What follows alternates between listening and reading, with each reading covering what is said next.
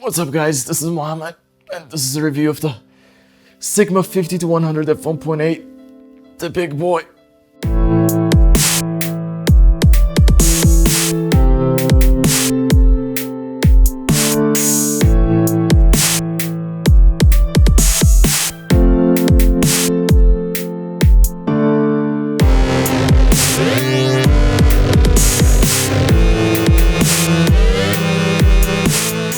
After covering the Sigma 18-35, we move on to the 50-100 f1.8. The Sigma 50-100 came out after the 18-35, and it completes Sigma's lineup of f1.8 APS-C zoom lenses. So first up is build quality and design, and much of what I said about the 18-35 can be applied here. This is a very premium feeling and looking lens. It looks really nice and it feels really good in the hand.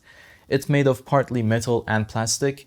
The lens hood is plastic again. Being a heavy lens, it does have a tripod foot, and it has this little screw here which you can loosen and you can move the tripod foot around.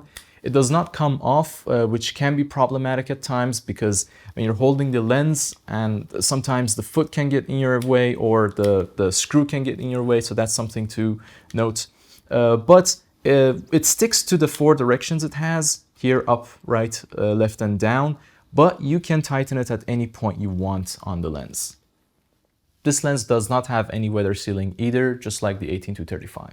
But both these lenses come with very nice carrying bags. And as I mentioned in the 18-35 review, it has a buttery smooth zoom ring and a focus ring, which you can use to get some very cinematic and smooth looking zooms. Last but not least, and actually the most important thing about this lens is its weight. This thing weighs 1.5 kilos. It's heavy. And I feel like that's my biggest problem with this lens. If this lens was even 200 grams lighter, it would have been perfect. As it is, it's too heavy.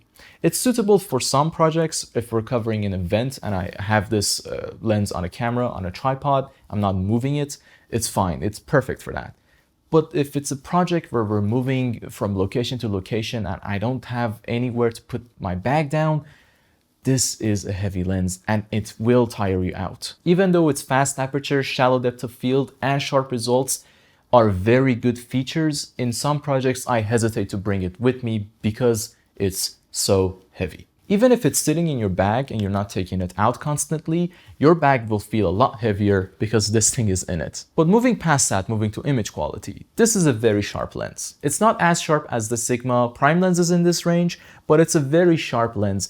And because it covers 50-100 millimeters at a constant f1.8, it's a very, very versatile lens. It's ideal for low light shooting. It's ideal for low light portraiture. This lens is sharpest at 50 millimeters. It does lose a little bit of sharpness as you move towards 100 millimeters, but it's not a big fall off. For all intents and purposes, this is a very, very sharp lens.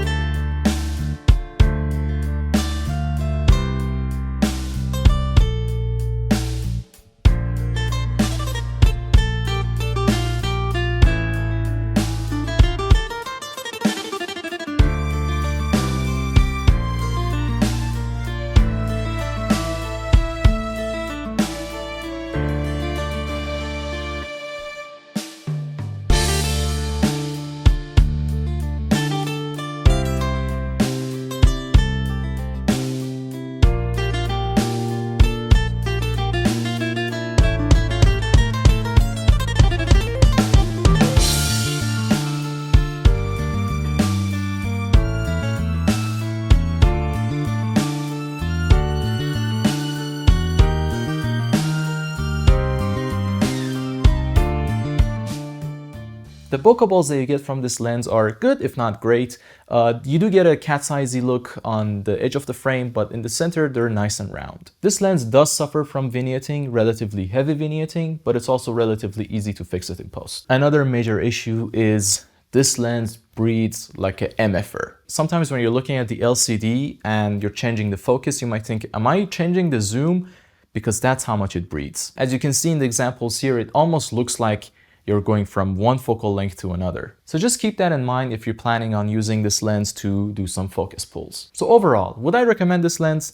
It depends on what you're shooting. If you're doing any type of documentary, run and gun type of photography or videography, this lens is too heavy. But it's perfect for studio shoots, for any type of event coverage, anything where you're just putting this lens on a tripod or on a monopod, any sort of lens support, it's perfect for those situations. You do get a constant f1.8 from 50 millimeters until 100 millimeters, and that's very, very nice to have. These two have been my primary video lenses, covering 18 to 35 and 50 to 100 at a constant f1.8. And that is a very convenient thing to have.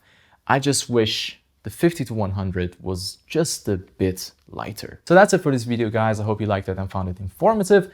Please leave a like on this video and let us know what you think in the comments. Subscribe to my channel and go back and watch all my other videos. Till next time.